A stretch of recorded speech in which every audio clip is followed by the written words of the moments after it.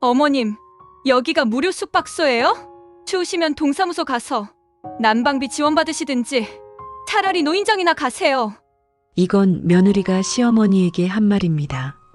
그것도 영하 15도 한파 특보가 내려진 겨울밤에요. 시어머니는 72살. 보일러가 고장나 사흘 동안 얼어 죽을 뻔했습니다. 갈 곳이 없어서 아들 집 문을 두드렸죠. 며칠만 신세 지겠다고 새 보일러가 올 때까지만이라고 애원했어요. 하지만 며느리는 단호했습니다. 저희도 생활이 있어요. 여기는 저희 집이에요. 옆에 있던 아들은 어땠을까요? 엄마, 좀 이해해 주세요. 수진이도 스트레스 받는 거 있어요. 아들은 아내 편만 들었습니다. 영하 15도에 떨고 있는 72살 어머니보다 45살 아내의 스트레스가 더 중요했던 거죠. 그날 새벽 5시 할머니는 캐리어를 끌고 아파트를 나왔습니다. 그리고 할머니는 결심했습니다. 20억 아파트로 들어가야겠다고. 구독과 좋아요 눌러주시면 엄청난 행운이 생길 거예요. 저는 이순자라고 합니다. 올해 72이에요. 이 나이까지 살면서 제가 법정에 서게 될 줄은 정말 몰랐습니다. 그것도 제 아들을 상대로 말이죠. 하지만 그날의 일을 떠올리면 제가 왜 이런 선택을 할 수밖에 없었는지 이해하실 거예요. 모든 건 그해 겨울부터 시작됐습니다. 서울 노원구에 있는 낡은 빌라. 저는 그곳에서 30년을 살았어요. 남편이 세상을 떠난 후 혼자서 동네 식당을 운영하며 아들 민준이를 키웠습니다. 새벽 5시에 일어나 장을 보러 가고 밤 11시까지 설거지를 하던 날들. 손에는 늘 기름때가 끼어 있었고 발은 하루 종일 서 있느라 퉁퉁 부어 있었죠. 힘든 시절이었지만 행복했습니다. 아들 하나 잘 키우는 게 제 인생의 전부였으니까요. 손님들이 맛있다고 칭찬할 때마다, 장사가 잘 되어 돈이 조금씩 모일 때마다 저는 민준이 얼굴을 떠올렸어요. 이 아이를 좋은 대학 보내고 좋은 직장 다니게 하고 좋은 사람 만나 결혼시키는 것. 그게 제 꿈이었습니다. 민준이는 저를 실망시키지 않았어요. 열심히 공부해서 좋은 대학을 나왔고 중견기업에 취직했습니다. 25살에 수진이라는 여자와 결혼했고요. 수진이는 얌전하고 예쁜 아이였어요. 처음 본 날 저한테 공손하게 절을 하며 잘 부탁드린다고 했던 게 기억나네요. 저는 결혼하는 아들을 위해 전세금 5억을 보탰습니다. 30년 동안 식당을 하며 모은 돈의 절반이었어요. 강남에 있는 아파트였습니다. 젊은 부부가 좋은 곳에서 시작하길 바랐거든요. 민준이 부부는 그 집에서 신혼을 시작했고 1년 후 지우가 태어났습니다. 세월이 흘러 20년이 지났어요. 손주 지우는 어느새 19살 대학생이 되었고 민준이는 45살의 중년이 되었습니다. 수진이도 마찬가지였죠. 한때 25살의 새댁이었던 그 아이가 이제는 45살의 중년 여성이 되어 있었어요. 5년 전 저는 30년 동안 운영하던 식당을 정리했습니다. 67살이 된 제 몸은 더 이상 새벽부터 밤까지 일할 수 없었거든요. 무릎도 아프고 허리도 자주 삐걱거렸어요. 식당을 정리하면서 받은 돈은 15억이었습니다. 부동산 가격이 오르면서 식당 건물값이 많이 올랐거든요. 저는 그 돈에 평생 모아둔 돈을 합쳐서 민준이네가 살던 그 아파트를 샀어요. 20억이었습니다. 전세로 살던 집주인이 집을 팔겠다고 했고 저는 바로 샀죠. 제 아들이 평생 그 집에서 편하게 살 수 있도록요. 등기는 제 명의로 했습니다. 민준이한테 말했어요. 엄마가 나중에 너한테 증여해 줄게. 그때까지 편하게 살아라. 민준이는 고맙다고 했어요. 수진이도 감사하다며 눈물까지 흘렸죠. 저는 여전히 노원구 빌라에서 살았습니다. 남편과 30년을 산 이 집이 좋았거든요. 비좁고 낡았지만 이곳에는 남편과의 추억이 가득했어요.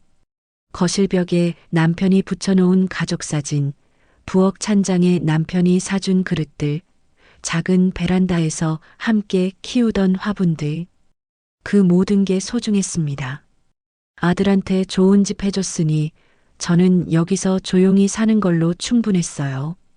가끔 민준이네 집에 놀러 가서 손주 보고 명절 때 가족들 얼굴 보면 그만이었죠.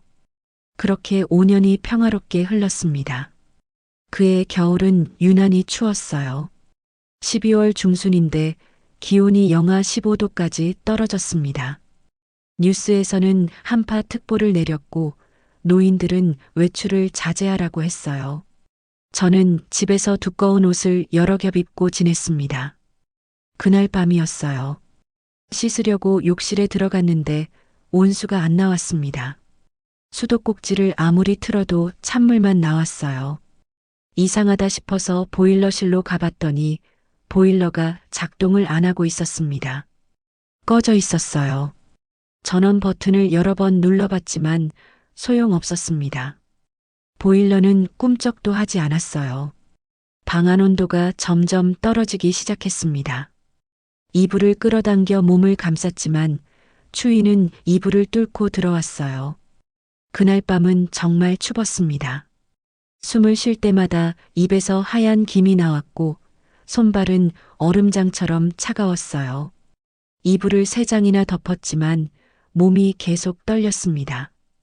72살의 노인이 이런 추위에 노출되면 위험하다는 걸 저도 알고 있었어요. 다음 날 아침 저는 보일러 기사를 불렀습니다. 기사님이 와서 이것저것 살펴보더니 고개를 저었어요. 할머니, 이거 부품이 단종됐어요. 30년 된 보일러라 수리가 불가능합니다. 그럼 어떡하죠? 새로 사셔야 할 것 같은데요. 지금 주문하시면 배송이랑 설치까지 일주일은 걸립니다. 일주일이요. 이 추운 날씨에 일주일을 어떻게 버티란 말입니까? 저는 막막했어요. 기사님이 돌아가고 저는 전기장판을 꺼냈습니다.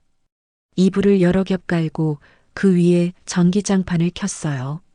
하지만 전기장판의 열기로는 집 전체의 추위를 이길 수 없었습니다.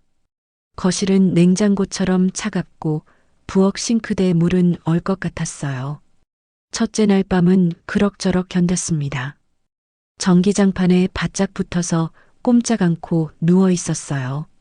하지만 화장실 가려고 일어나면 온몸이 얼어붙는 것 같았죠. 물도 제대로 못 마셨어요. 화장실이 너무 추워서요. 둘째 날 밤은 더 힘들었습니다. 온몸이 떨리고 기침이 나오기 시작했어요. 감기 기운이 도는 것 같았습니다. 72살의 노인이 감기에 걸리면 폐렴으로 발전할 수 있다는 걸 저는 잘 알고 있었어요. 저는 더 이상 버틸 수 없다고 판단했습니다. 이러다 정말 큰일 나겠다 싶었어요. 저는 떨리는 손으로 핸드폰을 집어들었습니다. 민준이 번호를 눌렀어요. 신호음이 몇 번 울리고 민준이가 전화를 받았습니다. 네, 엄마. 무슨 일이세요? 민준아, 나 엄마야. 알아요. 그래서 무슨 일이시냐고요. 목소리가 퉁명스러웠어요. 바쁜 것 같았습니다. 보일러가 고장나서 집이 너무 추워. 며칠만 좀 신세지려고. 전화 너머로 잠깐 침묵이 흘렀습니다. 민준이가 한숨을 쉬는 소리가 들렸어요. 엄마, 저희도 바쁜데요. 그냥 전기장판 사세요. 요즘 좋은 거 많아요. 전기장판 켰는데도 너무 추워. 기침도 나고. 일주일만이야. 새 보일러 오면 바로 갈게. 뒤에서 여자 목소리가 들렸습니다. 수진이었어요. 또요? 지난번에도 오시더니. 가슴이 철렁했습니다. 또요? 지난번은 언제였더라? 아, 반년 전 명절 때였나? 그때도 하루 묵고 갔었는데 그게 문제였나요? 민준아, 제 목소리가 떨렸어요. 애원하는 것 같아서 스스로도 싫었지만 정말 갈 곳이 없었습니다. 에휴, 알겠어요. 오세요. 대신 일주일만이에요.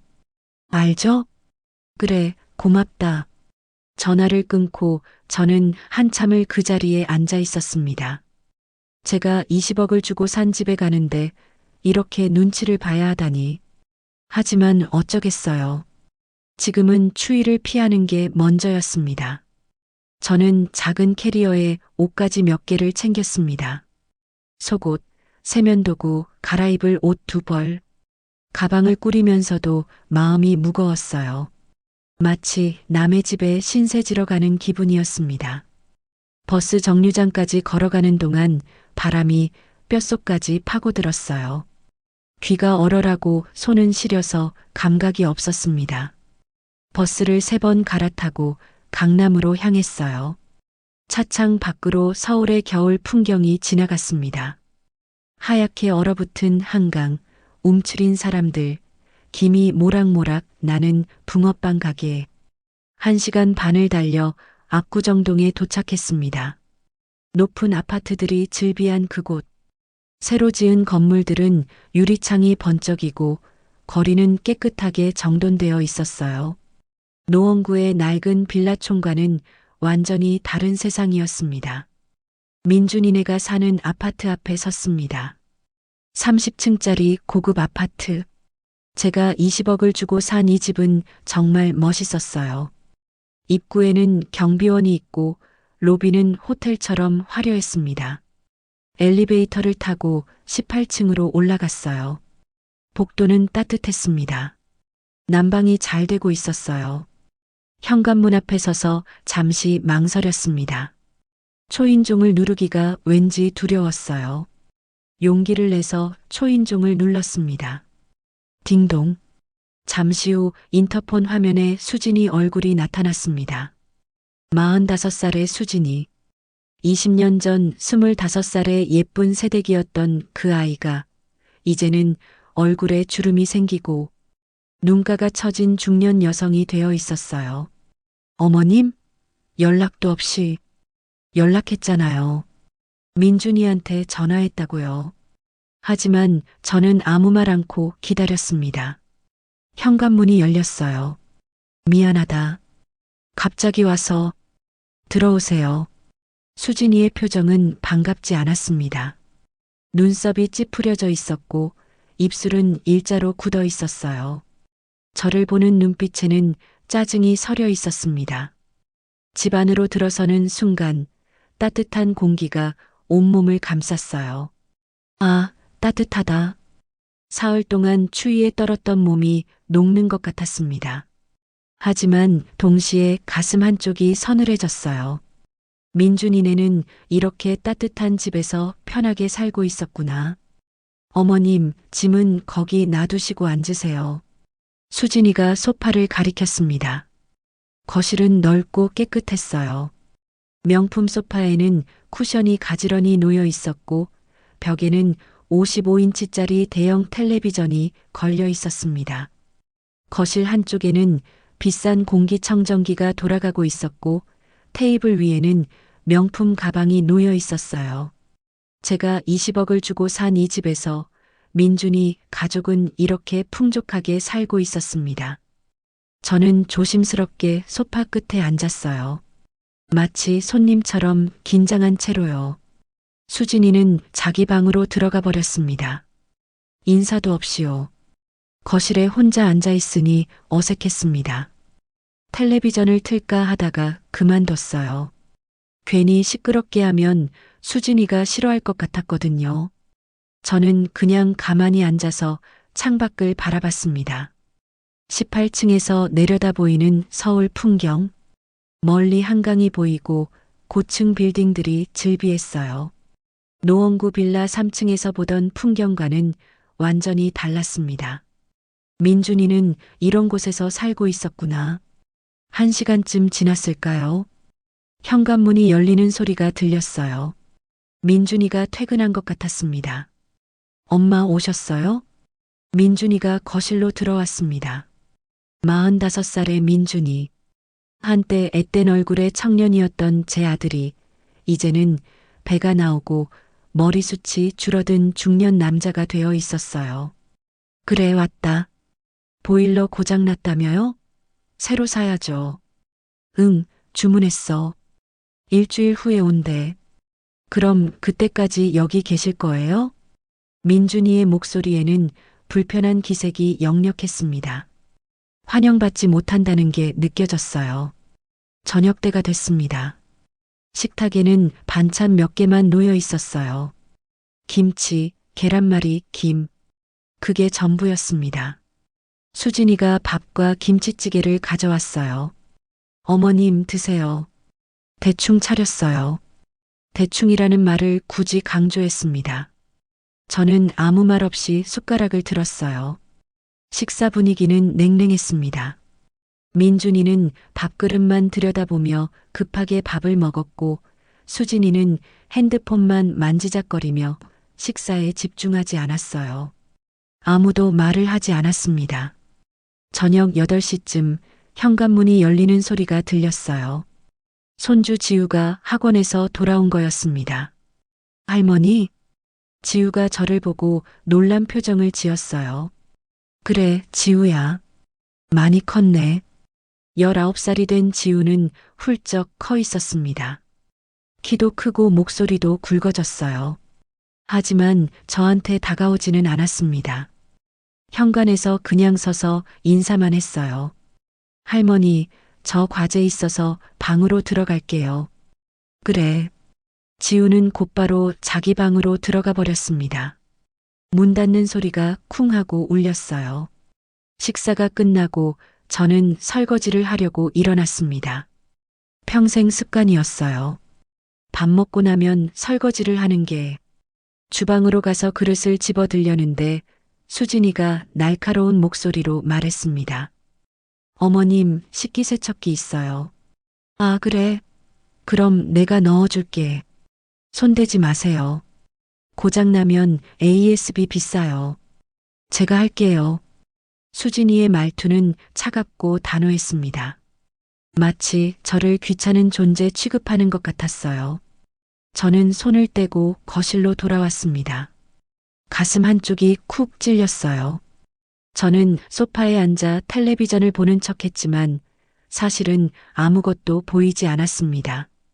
화면에서 무슨 프로그램이 나오는지도 몰랐어요. 그저 시간이 빨리 지나가길 바랐습니다. 밤 10시가 됐습니다. 저는 거실 구석에 놓인 이불장을 열었어요. 민준이네 집은 방이 3개였습니다. 하나는 민준이 부부방, 하나는 지우방, 나머지 하나는 서재로 쓰고 있었거든요. 손님방은 없었어요. 저는 거실 소파에서 자기로 했습니다. 이불을 꺼내서 소파에 펴기 시작했어요. 이불을 펴는 소리에 수진이가 방에서 나왔습니다. 팔짱을 낀 채 저를 내려다봤어요. 그 눈빛은 차갑고 날카로웠습니다. 어머님, 수진이의 목소리는 낮았지만 또렷했습니다. 응? 여기가 뭐 무료 숙박소예요? 저는 이불을 펴던 손을 멈췄어요. 뭐라고? 보일러 고장났다고 여기 오시면 저희는 어떡하라고요? 미안하구나. 일주일만. 추우시면 동사무소 가서 난방비 지원받으시든지 차라리 노인정이나 가세요. 노인정. 그 단어가 귀에 꽂혔습니다. 거기 따뜻하고 할머니들 많잖아요. 어머님 또래 친구들이랑 놀 수도 있고. 수진이의 목소리는 계속 이어졌어요. 저희도 생활이 있어요. 갑자기 오셔서 불편하다고요. 여기는 저희 집이에요. 저희 집. 제가 20억을 주고 산 집이 저희 집이라고 했습니다. 민준아. 저는 아들을 불렀어요. 민준이는 거실 한쪽 식탁에 앉아서 노트북을 보고 있었습니다. 제 목소리에 고개를 들었지만 제 눈을 똑바로 보지 못했어요. 너는 아무 말도 없니? 엄마. 민준이가 어렵게 입을 열었습니다. 좀 이해해 주세요. 수진이도 스트레스 받는 거 있어요. 저희도 나이 들면서 여유가 없어요. 스트레스? 여유가 없다고? 영하 15도에 보일러가 고장났어. 사흘 동안 얼어 죽을 뻔했다고. 그래도 갑자기 오시면 민준이는 더 이상 말을 잇지 못했습니다. 아내 눈치만 보고 있었어요. 저는 더 이상 아무 말도 하지 못했습니다. 목이 메어서 말이 나오지 않았어요. 가슴속에서 뭔가가 무너지는 소리가 들렸습니다. 그날 밤 저는 한숨도 자지 못했습니다. 소파에 누워 천장만 바라봤어요. 어둠 속에서 눈물이 흘러내렸습니다. 노인정 가라고? 제가 20억을 주고 산 집에서 영하 15도의 혹한에 갈 곳이 없어서 찾아온 72살 노인한테 며느리가 그런 말을 했습니다. 보일러가 고장나서 사흘 동안 얼어 죽을 뻔했다고 말했는데 그래도 노인정 가라고 했어요. 30년 동안 식당을 하며 손에 기름때를 묻히고 발이 퉁퉁 붓도록 서서 일했습니다. 겨울에도 새벽 5시에 일어나 찬물에 손을 담그며 설거지를 했어요. 여름에는 뜨거운 주방에서 땀을 비오듯 흘리며 요리를 했고요. 아들 하나 잘 키우겠다고 좋은 집 사주겠다고 악착같이 모은 돈이었습니다. 그 돈으로 산 20억짜리 집. 그런데 그 집에서 저는 한 평의 자리도 없었어요. 며느리는 저를 귀찮은 손님 취급했고 아들은 아무 말도 하지 않았습니다. 새벽 5시가 됐어요. 밖은 아직 어두웠지만 저는 더 이상 이곳에 있을 수 없었습니다. 조용히 일어나서 캐리어를 챙겼어요. 바퀴 소리가 나지 않도록 조심스럽게 끌고 현관으로 갔습니다. 신발을 신는데 손이 떨렸어요. 분노 때문인지 서러움 때문인지 알 수 없었습니다. 현관문을 열고 나가는 순간 뒤를 돌아봤어요. 제 돈으로 산 20억짜리 집. 하지만 제게는 한 평의 자리도 없는 집. 저는 뒤돌아보지 않고 복도를 걸었습니다. 엘리베이터를 타고 1층으로 내려갔어요. 밖은 여전히 추웠습니다. 영하의 날씨에 하얀 입김이 피어올랐죠. 경비실 앞을 지나가는데 경비 아저씨가 저를 봤어요. 할머니, 괜찮으세요? 우시는 것 같은데. 아, 괜찮아요. 새벽에 어디 가세요? 날씨도 이렇게 추운데. 집에 가요. 혹시 무슨 일 있으세요? 얼굴이 안 좋으신데. 경비 아저씨는 걱정스러운 표정으로 저를 바라봤습니다. 선한 사람이었어요. 보일러가 고장나서 얼어 죽을 것 같아 아들 집에 왔는데 목이 메었습니다. 며느리가 나가라고 하네요. 그 추운 집으로 다시 가야 해요. 네, 그게 무슨... 경비 아저씨가 놀란 표정을 지었어요. 조심히 들어가세요, 할머니. 몸 따뜻하게 하시고요. 고맙습니다. 저는 고개를 숙이고 아파트 단지를 빠져나왔습니다. 새벽 공기는 칼처럼 차가웠어요. 손이 시려서 캐리어를 끌기가 힘들었습니다. 버스 정류장까지 걸어가는 동안 눈물이 계속 흘러내렸어요. 주체할 수 없었습니다. 새벽 버스는 텅 비어 있었습니다. 저 혼자만 타고 있었어요. 차창 밖으로 어두운 서울의 거리가 지나갔습니다. 가로등 불빛만이 외롭게 거리를 비추고 있었어요. 1시간 반을 달려 노원구로 돌아왔습니다. 빌라 앞에 섰을 때는 해가 막 뜨고 있었어요. 3층까지 계단을 올라가는 게 힘들었습니다. 다리에 힘이 하나도 없었거든요. 집안은 여전히 추웠습니다. 하지만 이상하게도 이곳이 더 편했어요. 적어도 여기서는 아무도 저를 내쫓아도 괜찮은 사람이라고 생각하지 않으니깐요. 전기장판을 켜고 이불을 뒤집어 썼습니다. 몸은 여전히 추웠지만 가슴은 더 추웠어요. 냉기가 가슴속 깊은 곳까지 파고들어 얼어붙게 만들었습니다. 사흘이 지났습니다. 저는 전기장판 위에서 거의 움직이지 않고 지냈어요. 밖에 나갈 기력도 없었고 사실 나가고 싶지도 않았습니다. 냉장고에 있던 김치로 김치찌개를 끓여 먹고 밥을 지어 먹었어요. 그렇게 하루하루를 버텼습니다. 노인정 가라는 그 말이 계속 머릿속을 맴돌았어요. 잠을 자도 밥을 먹어도 그 말이 귓가에서 떠나지 않았습니다. 며느리의 차가운 눈빛과 아들의 침묵이 계속 떠올랐어요. 나흘째 되는 날 친구 영희한테서 전화가 왔습니다. 순자야, 너 왜 전화를 안 받아? 무슨 일 있어? 영희야, 목소리가 왜 그래? 혹시 아파? 저는 그동안 있었던 일을 다 얘기했습니다. 보일러가 고장난 것부터 아들 집에 갔던 일, 그리고 며느리한테 들었던 그 말까지요. 이야기를 하는 동안 또 눈물이 났어요. 한참을 듣던 영희가 버럭 소리를 질렀습니다. 뭐, 노인정으로 가라고? 그 몹쓸 것이 영하 15도에 보일러 고장났다는 어머니한테? 그게 사람이 할 짓이야? 그래. 순자야, 그 집 누구 명이야? 내 명이지. 영희의 목소리가 높아졌어요. 그럼 아직 증여 안 했잖아. 등기가 내 이름으로 되어 있잖아. 그제야 정신이 번쩍 들었습니다. 맞아. 아직 안 했어. 당장 변호사 찾아가. 내가 아는 변호사 있어. 노인 인권 전문으로 하는 분인데 소개해 줄게. 이건 노인 학대야, 순자야. 노인 학대. 그런 생각은 해본 적이 없었어요. 하지만 영희 말을 듣고 보니 그랬습니다. 영하 15도에 갈 곳 없는 72살 노인을 내쫓은 거잖아요. 순자야, 흔들리지 마. 내가 잘못한 거 하나도 없어. 20억을 내가 냈잖아. 그 집은 내 거야. 그래도 그 애들이 20년 동안 살았는데. 그게 뭐? 내가 무상으로 살게 해준 거지.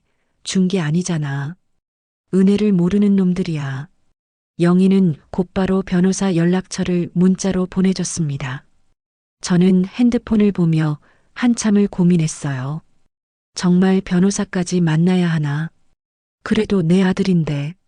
하지만 며느리의 차가운 얼굴과 서슬퍼런 말이 생각났어요. 어머니, 여기는 무료 숙박소가 아니에요. 왜 매번 우리를 힘들게 하세요? 저는 일어나서 서류함을 뒤졌습니다. 아파트 등기부등본, 매매계약서, 제가 20억을 지불한 증거, 5년 전 집을 샀을 때 받았던 서류들이 다 있었어요. 등기부등본을 펼쳐봤습니다. 소유자란에는 분명히 제 이름이 적혀 있었어요. 이순자, 제 이름 석자가 선명하게 찍혀 있었습니다. 다음 날 저는 옷을 제대로 차려입고 집을 나섰습니다. 오랜만에 외출이었어요. 지하철을 타고 강남으로 갔습니다. 법무법인 사무실이 강남에 있었거든요. 새로 생긴 빌딩 15층에 사무실이 있었습니다. 유리문을 열고 들어서니 깨끗하고 넓은 공간이 펼쳐졌어요. 젊은 직원이 저를 맞아줬습니다. 어르신 예약하셨나요? 네, 김 변호사님이요. 잠시만 기다리세요. 잠시 후 50대로 보이는 여성 변호사가 나왔습니다. 단정한 정장 차림에 안경을 낀 모습이 전문가처럼 보였어요. 어르신 앉으세요. 영애 씨한테 얘기 들었습니다. 저는 준비해간 서류를 다 꺼냈습니다. 그리고 그동안 있었던 일을 처음부터 끝까지 설명했어요. 30년 동안 식당을 운영한 것, 아들 결혼시키며 전세금 보탠 것, 5년 전 20억을 주고 아파트를 산 것, 그리고 이번 겨울에 있었던 일까지요. 김 변호사는 서류를 꼼꼼히 살펴봤습니다. 등기부등본, 매매계약서, 통장 거래 내역. 하나하나 확인하더니 고개를 끄덕였어요. 어머님, 이 아파트는 법적으로 어머님 재산입니다. 등기가 어머님 명의로 되어 있고 아직 증여 등기가 이루어지지 않았어요. 그럼 제가 뺏을 수 있나요? 뺏는 게 아니라 원래 어머님 거예요. 김 변호사는 차분하게 설명했습니다. 다만 아드님이 20년 가까이 거주했다는 점 때문에 신의칙 문제가 제기될 수 있습니다. 약속을 지켜야 한다는 원칙이죠. 그럼 제가 질 수도 있나요? 아닙니다. 며느리분의 행위는 노인 학대에 해당합니다. 노인 학대. 영하 15도의 혹한에 보일러가 고장나 생명의 위협을 받고 있는 72살의 시어머니를 내쫓은 것은 명백한 학대 행위입니다. 더구나 그 집은 어머님이 20억을 주고 사신 집이고요. 김 변호사의 말을 듣는 동안 가슴이 두근거렸어요. 며느님은 어머니가 갈 곳이 없다는 것을 알고 있었고 어쩌면 이 추위에 잘못하면 위험할 수도 있다는 것을 감지했을 거예요. 그럼에도 불구하고 나가라고 강요했다면 이것은 명백히 의도적인 행위라고 볼 수도 있습니다. 그리고 아드님이 이를 방조했다는 것도 중요해요. 그럼 제가 이길 수 있을까요? 증거만 확보되면 충분히 가능합니다.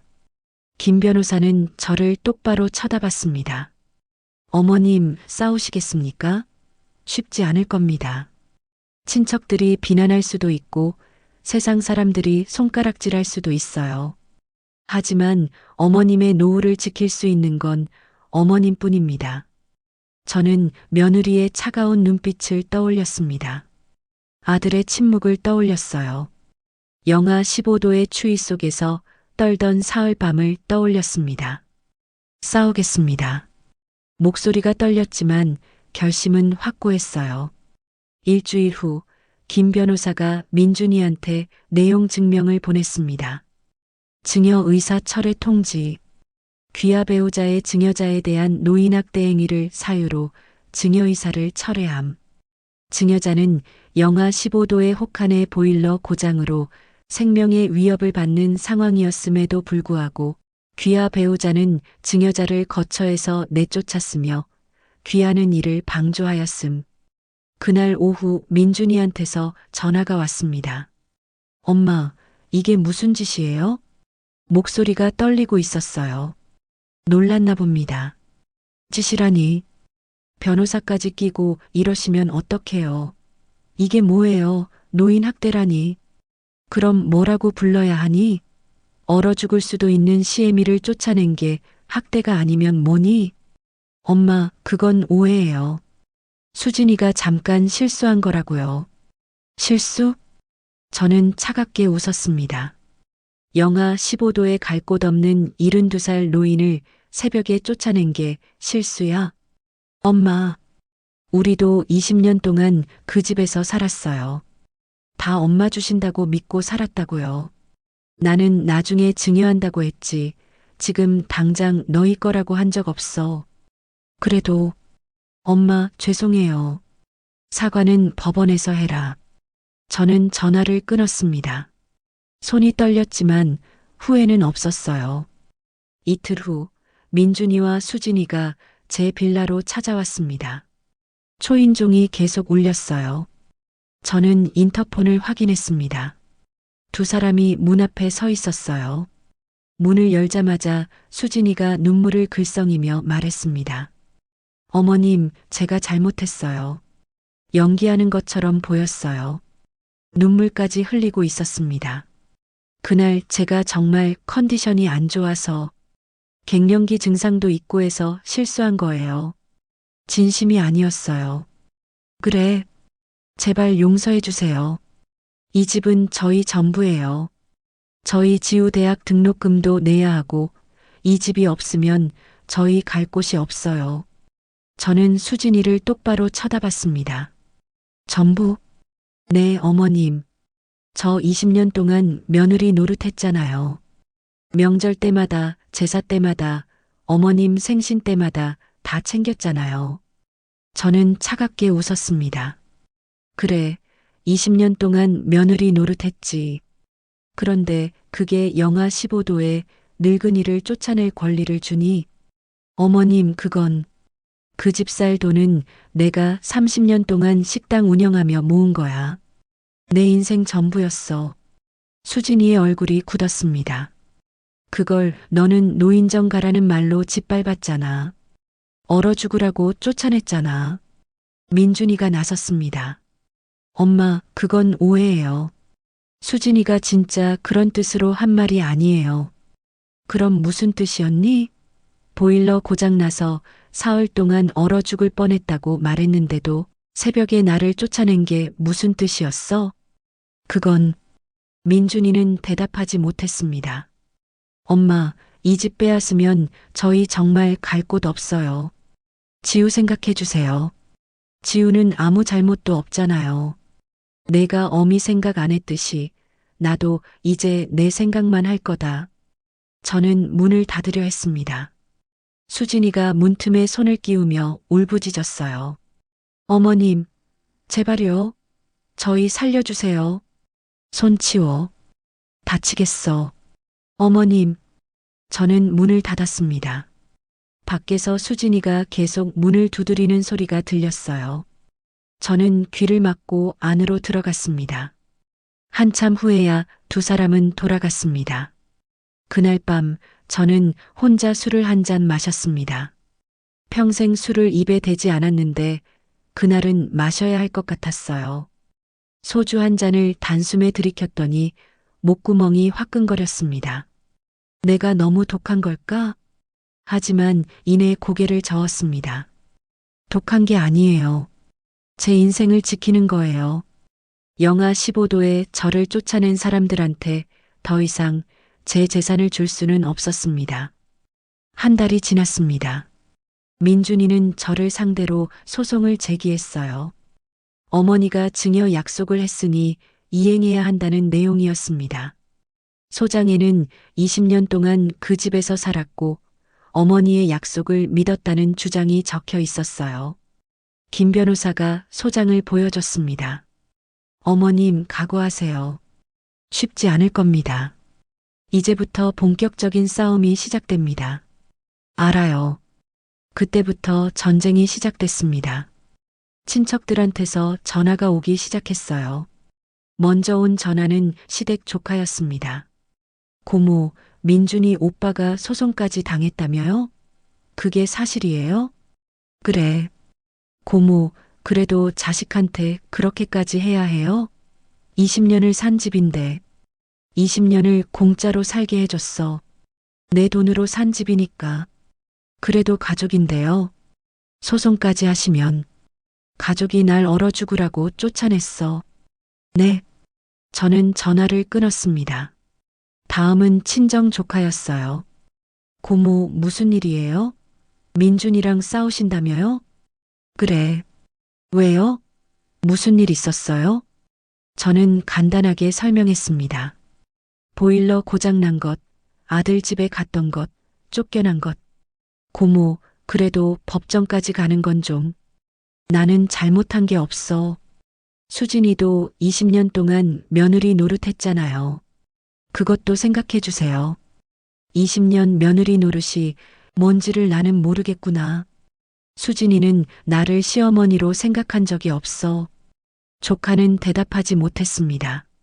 이렇게 친척들한테서 전화가 계속 왔어요. 하나같이 민준이를 걱정하는 전화였습니다. 저를 걱정하는 전화는 하나도 없었어요. 수진이는 인터넷에도 글을 올렸습니다. 영희가 캡처해서 보내줬어요. 맘카페에 올린 글이었습니다. 45살 중년 며느리입니다. 20년 동안 시어머니 모시며 살았는데 갑자기 집을 빼앗으려 하세요. 명절마다 시댁일 다 하고 제사 음식도 다 제가 준비했어요. 그런데 이제 와서 소송을 하신대요. 저희 인생은 어떡하라는 건가요? 대학생 아들도 있는데 너무 억울해서 글 올립니다. 댓글에는 수진이를 동정하는 글이 가득했습니다. 시어머니 너무하시네요. 20년이면 며느리분 인생도 다 바친 건데 요즘 노인분들 진짜 며느리분 힘내세요. 소송 잘 대응하세요. 20년 살았으면 권리 있을 거예요. 저는 점점 고립됐습니다. 친척들도 인터넷 사람들도 다 저를 나쁜 사람으로 만들었어요. 냉혹한 시어머니, 재산에 눈이 먼 노인, 자식을 괴롭히는 어머니. 영희만이 저를 믿어줬습니다. 순자야, 흔들리지 마. 내가 잘못한 거 하나도 없어. 인터넷 사람들은 진실을 몰라. 영하 15도에 널 쫓아낸 걸 모르잖아. 영희야, 내가 너무 독한 걸까? 그래도 내 아들인데. 독하긴 뭐가 독해. 내 노후를 지키는 거야. 영희는 계속 저를 위로해줬습니다. 순자야, 자식이라고 다 자식이 아니야. 부모 재산만 노리는 건 자식이 아니라 왼수지. 그래도가 아니야. 넌 평생 그 애를 위해 살았잖아. 이제는 내가 너를 위해 살아야지. 영희의 말을 듣고 있으면 조금 힘이 났어요. 하지만 밤이 되면 다시 마음이 무거웠습니다. 매일 밤 잠을 설쳤어요. 한 달쯤 지났을까요? 어느 날 저녁 예상치 못한 전화가 왔습니다. 할머니, 저예요. 지우예요. 손주 지우였습니다. 놀랐어요. 지우한테서 전화가 올 줄은 몰랐거든요. 지우야? 네, 할머니. 지우의 목소리는 떨리고 있었어요. 할머니, 저는 할머니 편이에요. 가슴이 뛰었습니다. 뭐? 엄마 아빠가 하는 짓 정말 부끄러워요. 할머니한테 그렇게 하면 안 되는 거잖아요. 눈물이 났습니다. 지우야. 할머니 도와드릴게요. 제가 엄마 아빠 대화 녹음한 거 있어요. 녹음? 네. 할머니한테 드릴게요. 할머니가 이기셨으면 좋겠어요. 지우는 어렸을 때부터 제 손에서 자랐습니다. 민준이 부부가 맞벌이를 했거든요. 퇴근 시간까지 제가 지우를 봐줬어요. 밥도 해주고 숙제도 봐주고 재우고 나서야 민준이네가 데리러 왔죠. 그래서 저랑 특별히 친했습니다. 며칠 후 지우가 제 빌라로 왔습니다. 부모 몰래 온 거였어요. 할머니. 지우는 저를 보자마자 안겼습니다. 한참을 그렇게 안고 있었어요. 할머니, 정말 미안해요. 엄마가 그렇게 할 줄 몰랐어요. 아니야, 지우야. 내 잘못이 아니야. 지우는 핸드폰을 꺼냈습니다. 할머니, 이거 들어보세요. 파일을 하나 틀었어요. 수진이 목소리가 들렸습니다. 어머니 재산 다 받으면 요양원 보내면 돼. 20억이면 평생 요양원비 내고도 남아. 민준이 목소리도 들렸어요. 그래도 그건 좀. 지금 무슨 말 하는 거야? 정신 차려. 당신이 효자라도 돼. 어머니 돈 받아 먹고 사는 주제에. 20년 동안 내가 얼마나 참았는데. 가슴이 무너지는 것 같았습니다. 지우야, 이건 언제? 한 달 전이요. 엄마 아빠가 크게 싸워서 제가 거실에 핸드폰을 놔뒀는데 자동으로 녹음됐어요. 그래. 지우는 핸드폰 화면을 보여줬습니다. 카톡 스크린샷이었어요. 할머니, 그리고 이것도 있어요. 엄마가 친구들한테 보낸 거예요. 화면에는 수진이가 친구들한테 보낸 메시지들이 있었습니다. 시어머니 진짜 미치겠어. 우리 살던 집 갑자기 빼앗겠대. 20년을 며느리 노릇하면서 눈치 보고 산 게 억울해 죽겠어. 스크롤을 내리니 더 충격적인 내용이 나왔습니다.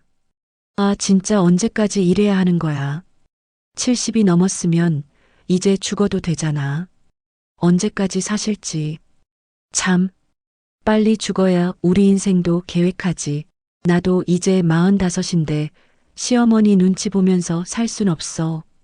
20년 넘게 시어머니 재산 바라보며 참고 살았는데 이제 좀 내 인생 살고 싶다고. 손이 떨렸습니다. 지우야, 이걸 어떻게. 엄마 핸드폰 충전하다가 봤어요. 알림이 떠서. 할머니, 정말 죄송해요. 엄마가 그렇게 생각하고 있는 줄 몰랐어요. 지우는 눈물을 흘렸습니다. 할머니, 이거 쓰세요. 할머니가 이기셨으면 좋겠어요. 엄마 아빠가 하는 짓이 정말 싫어요. 지우야. 저는 지우를 안아줬습니다.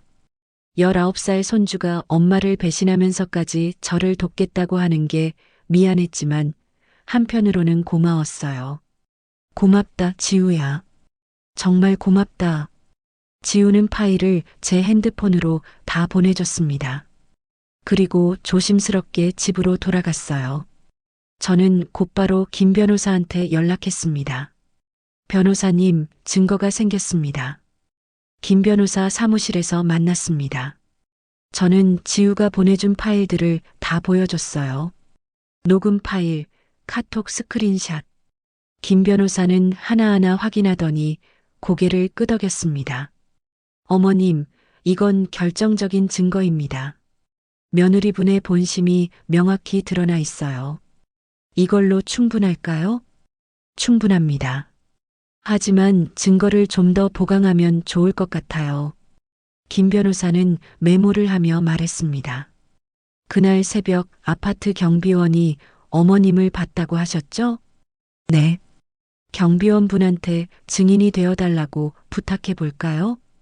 그분이 목격한 상황을 법정에서 증언해 주시면 큰 도움이 될 겁니다.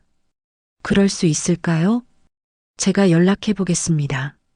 어머님, 그 아파트 경비실 연락처 아세요? 저는 민준이네 아파트 경비실 전화번호를 알려줬습니다. 며칠 후 김 변호사한테서 연락이 왔습니다. 어머님, 경비원분이 증인으로 서주시겠대요. 그분도 그날 일을 기억하고 계시더라고요. 정말요? 네. 그분 말씀이 영하 15도의 새벽에 노인 한 분이 울면서 나가시는 걸 보고 마음이 아팠다고 하시더라고요. 가슴이 뜨거워졌습니다. 그리고 어머님, 옆집 주민도 증인으로 나서주시겠대요. 그날 밤 며느리분이 큰 소리로 말하는 걸 들으셨다고 합니다. 그분도요? 네. 벽이 얇아서 다 들렸다고 하시더라고요. 김 변호사는 증거 목록을 정리했습니다. 첫째, 손자분이 녹음한 부모의 대화. 둘째, 며느리분이 친구들한테 보낸 카톡. 셋째, 경비원의 증언.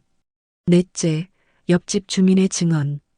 다섯째, 어머님의 금융거래 내역. 금융거래 내역이요? 네. 어머님이 20억을 지불하고 아파트를 사신 증거, 그리고 그날 보일러 수리 견적서도 있으면 좋겠어요. 보일러가 정말 고장났다는 걸 입증할 수 있으니까요. 저는 집에 돌아가서 서류를 다 찾아냈습니다. 보일러 기사님이 주고 간 견적서도 있었어요. 모든 증거를 김 변호사한테 전달했습니다. 어머님, 이제 준비는 다 됐습니다. 재판 날짜가 잡히면 연락드릴게요. 한 달이 더 지났습니다. 그동안 저는 조용히 빌라에서 지냈어요. 친척들한테서 오는 전화는 받지 않았습니다. 영희하고만 통화했어요. 순자야, 곧 재판이지? 응, 다음 주래. 떨려? 아니, 이상하게 떨리지가 않아. 오히려 담담해. 그래, 그게 맞아. 넌 떳떳하니까. 영희는 재판날 법정에 가겠다고 했습니다. 마침내 재판날이 다가왔습니다. 재판날 아침, 저는 일찍 일어났습니다. 옷을 단정하게 차려입었어요. 검은색 정장에 흰 블라우스, 머리도 깔끔하게 빗었습니다. 거울을 보니 72살의 할머니가 서 있었어요. 주름이 가득하고 머리는 하얗게 센 할머니. 하지만 눈빛만은 흔들리지 않았습니다. 오늘은 내 인생을 지키는 날이다. 법원에 도착하니 영희가 먼저 와 있었습니다. 순자야, 힘내. 고마워, 영희야. 김 변호사도 와 있었어요. 그리고 지우도 와 있었습니다. 지우는 저를 보자마자 달려와 안겼어요. 할머니가 이기실 거예요. 고맙다, 지우야. 법정에 들어갔습니다. 서울중앙지방법원 제312호 법정. 저는 피고석에 앉았고 민준이는 원고석에 앉았습니다. 수진이도 옆에 있었어요. 방청석에는 친척 몇 명이 와 있었습니다. 영희와 지우도 앉아 있었고요. 재판이 시작됐습니다. 판사가 들어오고 모두 일어났습니다. 판사가 앉으라는 신호를 하고 재판이 시작됐어요. 민준이 측 변호사가 먼저 주장했습니다. 피고는 20년 전부터 이 집을 원고에게 주겠다고 약속했습니다. 원고 가족은 그 약속을 믿고 20년 가까이 거주하며 생활의 터전으로 삼았습니다. 이제 와서 마음을 바꾸는 것은 신의 측에 위배됩니다. 변호사는 계속 말했습니다. 며느리는 20년간 며느리 노릇을 다했으며 명절과 제사를 빠짐없이 챙겼습니다. 단 한 번의 실수로 모든 것을 잃는 것은 부당합니다. 김 변호사가 반박했습니다. 증여는 완료되지 않았고 등기는 여전히 의뢰인 명의입니다. 무상거주를 허락한 것이지 증여한 것이 아닙니다. 김 변호사는 서류를 꺼냈습니다. 무엇보다 원고 측에 중대한 불법 행위가 있었습니다. 이는 단순한 실수가 아니라 노인 학대에 해당합니다. 노인 학대라니요? 민준이 측 변호사가 항의했습니다. 지금부터 증거를 제시하겠습니다. 김 변호사가 노트북을 켰습니다. 법정 스크린에 녹음 파일 재생 버튼이 떴어요. 이는 원고의 배우자와 원고의 대화를 원고의 아들이 녹음한 것입니다. 재생 버튼을 눌렀습니다. 수진이 목소리가 법정에 울려 퍼졌습니다. 어머니 재산 다 받으면 요양원 보내면 돼. 20억이면 평생 요양원비 내고도 남아. 방청석이 술렁였습니다. 민준이 목소리도 들렸어요. 그래도 그건 좀. 당신이 효자라도 돼. 어머니 돈 받아 먹고 사는 주제에. 민준이 얼굴이 새하얗게 질렸습니다. 수진이는 얼굴을 손으로 가렸어요. 이어서 두 번째 증거를 제시하겠습니다. 김 변호사가 카톡 스크린샷을 띄웠어요. 이는 원고 배우자가 친구들에게 보낸 메시지입니다. 화면에 글자들이 하나씩 나타났습니다.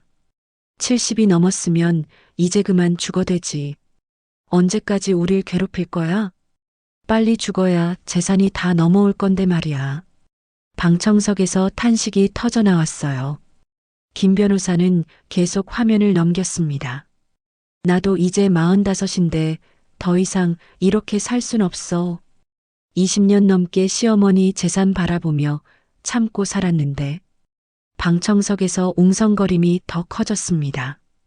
그럼 20년 동안 재산 때문에 며느리 노릇한 거잖아. 돈 때문이었네. 김 변호사가 다음 화면을 띄웠습니다. 이제 핵심 증거를 제시하겠습니다. 지난 12월 15일 의뢰인의 상황을 설명하겠습니다. 화면에 날씨 자료가 떴습니다. 이날은 한파특보가 내려진 날로 기온이 영하 15도까지 내려갔습니다. 다음 화면은 보일러 수리 견적서였습니다. 의뢰인의 보일러가 고장나 수리가 불가능한 상태였습니다. 72세의 노인이 영하 15도에 난방 없이 지내는 것은 생명의 위협이 될 수 있는 상황이었습니다. 김 변호사는 저를 가리켰습니다. 의뢰인은 이러한 급박한 상황에서 아들에게 도움을 요청했습니다. 며칠만 신세 지겠다고요. 하지만 원고의 배우자는 어떻게 했습니까? 김 변호사는 다음 증인을 불렀습니다. 증인, 아파트 경비원 김철수 씨 입정하십시오. 경비 아저씨가 들어왔습니다. 증인은 그날 무엇을 목격했습니까? 경비 아저씨는 천천히 말했습니다. 그날은 정말 추운 날이었습니다. 한파특보가 내려진 날이었어요. 새벽 5시쯤 이순자 어르신이 캐리어를 끌고 엘리베이터에서 내리시는데 눈물을 흘리고 계셨습니다. 그때 어떤 대화를 나누셨습니까? 걱정되어서 할머니 괜찮으세요? 새벽에 어디 가세요? 라고 여쭤봤습니다. 경비 아저씨는 잠시 말을 멈췄습니다. 어르신이 뭐라고 하셨습니까? 보일러가 고장나서 얼어 죽을 것 같아 아들 집에 왔는데 며느리가 노인정으로 가래요. 그 추운 집으로 다시 가야 해요라고 하시더군요. 방청석이 다시 술렁였습니다. 영하 15도에 그렇게 추운 날 노인을 내쫓다니. 경비 아저씨는 계속 말했습니다. 저도 충격이었습니다. 그렇게 추운 날 새벽에 노인을 내쫓다니. 할머니 얼굴이 창백하셨어요. 걱정되어서 괜찮으시겠어요? 라고 여쭤봤는데 할머니는 그냥 고개만 끄덕이시고 나가셨습니다. 증인, 그날 날씨가 얼마나 추웠습니까? 영하 15도였습니다. 제가 경비실에서도 패딩 점퍼를 입고 있었을 정도로 추웠어요. 그런 날씨의 노인을. 경비 아저씨는 말을 잇지 못했습니다. 이상입니다. 증인은 물러가셔도 됩니다. 다음으로 옆집 주민이 증인으로 섰습니다. 증인은 무엇을 들으셨습니까? 그날 밤 10시쯤이었어요. 옆집에서 큰 소리가 들렸습니다. 벽이 얇아서 대화가 다 들려요. 무슨 내용이었습니까? 여자 목소리로 여기가 무료 숙박소냐, 노인정으로 가라는 말을 들었습니다. 그리고 할머니 우시는 소리도 들렸어요. 김 변호사가 판사를 향해 말했습니다. 재판장님, 정리하겠습니다. 의뢰인은 72살의 노쇠한 노인으로 한파 특보가 내려진 영하 15도의 날씨에 보일러 고장으로 생명의 위협을 받는 상황이었습니다. 김 변호사는 민준이를 가리켰습니다. 이러한 급박한 상황에서 원고의 배우자는 의뢰인을 거처에서 내쫓았습니다. 노인정이나 가세요라는 발언은 이러한 행위를 상징적으로 보여주는 것입니다. 문제는 발언 자체가 아니라 갈 곳 없는 노인을 영하 15도의 새벽에 내쫓은 행위입니다. 김 변호사의 목소리가 높아졌습니다. 원고는 이를 방조하였고 이는 노인 학대에 해당하는 중대한 불법 행위입니다. 또한 제출된 녹음 및 메시지 증거를 통해 원고 측이 의뢰인의 사망을 바라며 재산만을 목적으로 했음이 명백히 드러났습니다. 판사가 민준이한테 물었습니다. 원고, 이에 대해 할 말이 있습니까? 민준이는 고개를 들지 못했습니다. 원고는 어머니께서 보일러 고장으로 생명의 위협을 받는 상황에서 찾아오셨을 때 어떻게 대했습니까? 민준이는 대답하지 못했습니다. 배우자가 어머니를 새벽에 내쫓았을 때 원고는 무엇을 했습니까? 아무것도 하지 못했습니다. 민준이의 목소리는 떨리고 있었습니다. 그것이 아들의 도리입니까? 죄송합니다. 판사는 잠시 서류를 검토했습니다. 법정은 고요했어요. 숨소리조차 들릴 것 같았습니다. 판사가 판결문을 읽기 시작했습니다. 본 법원은 다음과 같이 판결합니다. 모두가 숨을 죽였습니다. 부동산의 소유권은 등기를 기준으로 하며 피고가 명백한 소유권자입니다. 원고는 무상 거주자에 불과합니다. 민준이가 고개를 떨궜습니다. 증여는 증여자의 자유로운 의사가 전제되어야 하며 수증자 측에 중대한 배은망덕 행위가 있을 경우 의사를 철회할 수 있습니다. 판사는 민준이를 보며 말했습니다. 본건의 경우 피고는 72살의 노쇠한 노인으로 한파 특보가 내려진 영하 15도의 날씨에 보일러 고장으로 생명의 위협을 받는 상황이었습니다. 이러한 급박한 상황에서 원고의 배우자는 피고를 거처에서 내쫓았으며 원고는 이를 방조하였습니다. 판사는 계속 읽어내려갔습니다. 또한 제출된 녹음 및 메시지 증거를 통해 원고 측이 피고의 사망을 바라며 재산만을 목적으로 했음이 명백히 드러났습니다. 20년간 거주했다는 사실이 이러한 학대 행위를 정당화할 수는 없습니다. 판사가 마지막 문장을 읽었습니다. 따라서 원고의 청구를 기각하고 피고의 소유권을 확인하며 원고 측은 3개월 이내 해당 부동산에서 퇴거할 것을 명합니다. 쿵! 판결이 떨어졌습니다. 저는 이겼습니다. 법정을 나서는데 다리에 힘이 풀렸어요. 영희가 저를 부축했습니다. 순자야, 해냈어. 밖에서 민준이가 저를 불렀습니다. 엄마. 저는 돌아봤습니다. 민준이가 무릎을 꿇었습니다. 법원 복도 한가운데에서요. 엄마, 미안해요. 제가 정말 잘못했어요. 20년 동안 너무 당연하게 생각했어요. 엄마 희생을. 엄마가 얼마나 힘들게 그 돈을 모으셨는지. 민준이는 울고 있었습니다. 저는 차갑게 말했습니다. 미안은 나한테 하는 게 아니라 너 자신한테 해라. 엄마, 넌 아들이 아니라 사람으로서 실격이었어. 영하 15도에 얼어 죽을 뻔한 늙은 애미를 내쫓은 게 아들이 할 짓이니? 민준이는 대답하지 못했습니다. 저는 돌아섰습니다. 뒤돌아보지 않았어요. 영희와 지우가 저를 맞아줬습니다. 할머니, 축하해요. 지우가 저를 안아줬습니다. 고맙다, 지우야. 내가 없었으면 못 이겼을 거야. 우리는 법원을 나왔습니다. 밖은 맑았어요. 오랜만에 보는 맑은 하늘이었습니다. 햇살이 따뜻했어요. 영희가 제 손을 잡았습니다. 순자야, 이제 시작이야. 내 인생의 새로운 시작. 그래, 영희야. 저는 하늘을 올려다봤습니다. 구름 한 점 없는 파란 하늘. 자유롭게 날아가는 새들. 저도 이제 자유로워진 것 같았어요. 2년이 흘렀습니다. 저는 20억짜리 아파트를 팔고 경기도 가평에 작은 펜션을 매입했어요. 산과 강이 가까운 조용한 마을이었습니다. 낡은 건물을 리모델링해서 노인 공동생활 주택으로 만들었죠. 혼자 사는 게 외로운 어르신들이 함께 모여 사는 곳입니다. 입구에 작은 나무 간판을 걸었어요. 순자네 집이라고 직접 붓글씨로 썼습니다. 박여사, 김여사, 이선생, 정할머니, 최할머니, 5분의 어르신들이 함께 살고 있어요. 모두 저와 비슷한 처지였습니다. 자식한테 배신당하거나 혼자 외롭게 살다가 오신 분들이에요.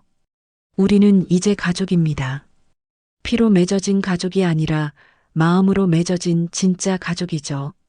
아침이면 함께 밥을 먹고, 낮에는 텃밭을 가꾸고, 저녁이면 평상에 모여 앉아 차를 마십니다. 누구 하나 외롭지 않고, 누구 하나 눈치 보지 않는 하루. 이게 제가 꿈꾸던 삶이었어요. 어느 일요일 오후 민준이와 지우가 찾아왔습니다. 2년 만이었어요. 민준이는 많이 변해 있었습니다. 머리는 더 휘어졌고 얼굴은 수척했어요. 옷차림도 초라했습니다. 엄마, 저 수진이랑 이혼했어요. 그랬구나. 민준이는 작은 봉투를 꺼냈습니다. 편의점에서 야간 알바를 시작했어요. 2년 동안 모은 돈이에요. 500만 원이에요. 엄마께 드리고 싶어요. 생각해보니 엄마께 용돈 한 번 드린 적이 없더라고요. 매달 조금씩 더 모을게요. 저는 봉투를 보지도 않았습니다. 그 돈으로 내 밥이나 사 먹어라. 제대로 먹고 다니는 거 맞니? 얼굴이 왜 그렇게 수척해? 순간적으로 나온 말이었습니다. 민준이의 눈에 눈물이 고였어요. 엄마, 저 정말 후회하고 있어요. 그날 밤 엄마를 쫓아낸 거 평생 후회할 거예요. 엄마, 저 용서받으려고 온 거 아니에요. 용서받을 자격도 없다는 거 알아요. 그냥 죄송하다는 말씀 드리고 싶었어요. 민준이는 천천히 걸어 나갔습니다. 지우가 저를 보며 말했습니다. 할머니, 아빠 많이 변했어요. 요즘 정말 열심히 살아요. 그렇구나. 할머니, 아빠 용서해 주실 거죠? 언젠가는요? 저는 지우를 안아줬습니다. 지우야, 용서는 시간이 필요해. 아직은 아니야. 하지만 언젠가는. 지우도 돌아갔습니다. 저는 한참 동안 그 자리에 서 있었어요. 영희가 옆에 서 있었습니다. 순자야, 마음 흔들리지 마. 아직은 이르다. 알아. 그래도 사람이 변하긴 변하나 봐. 후회 안 해? 전혀. 저는 하늘을 올려다봤습니다. 이게 진짜 내 인생이야. 72년 만에 찾은 내 인생. 저녁이 됐습니다. 집안에서는 어르신들이 저녁 준비를 하고 계셨어요. 할머니들, 순자 씨, 저녁 됐어요. 김 여사가 소리쳤습니다. 저는 영희와 함께 집으로 들어갔습니다. 식탁에는 따끈한 밥과 반찬들이 차려져 있었어요. 박 여사, 김 여사, 이 선생, 정 할머니, 최 할머니, 영희, 그리고 저. 7명이 한 식탁에 앉아 밥을 먹었습니다. 자, 다들 수고하셨어요. 맛있게 먹읍시다. 웃음소리가 끊이지 않았습니다. 저는 둘러앉은 사람들을 하나하나 바라봤어요. 이 사람들은 제 가족입니다. 피로 맺어진 가족이 아니라 마음으로 맺어진 진짜 가족. 석양이 마당을 붉게 물들이고 있었습니다. 멀리서 강물 흐르는 소리가 들렸고 정원에서는 꽃향기가 풍겼어요. 그리고 사랑하는 사람들의 웃음소리가 집 안가득 울려 퍼졌습니다. 저는 행복했습니다. 진짜 가족은 피가 아니라 마음으로 만들어진다는 것을 깨달았어요. 그리고 제 행복을 지키는 것은 이기심이 아니라 당연한 권리라는 것도요. 민준이가 언젠가 진짜 어른이 되어 다시 찾아온다면 그때는 밥상을 차려줄 수도 있을 것 같았습니다. 하지만 지금은 아닙니다. 지금은 제 시간이에요. 74살의 저는 이제 막 인생을 시작했습니다. 담장 너머로 노을이 붉게 물들고 있었습니다. 새들이 둥지로 돌아가는 소리, 바람에 흔들리는 나뭇잎 소리, 그리고 사랑하는 이들의 따뜻한 목소리. 저는 깊이 숨을 들이마셨습니다. 이것이 자유였습니다. 이것이 행복이었습니다. 이것이 제 인생이었습니다.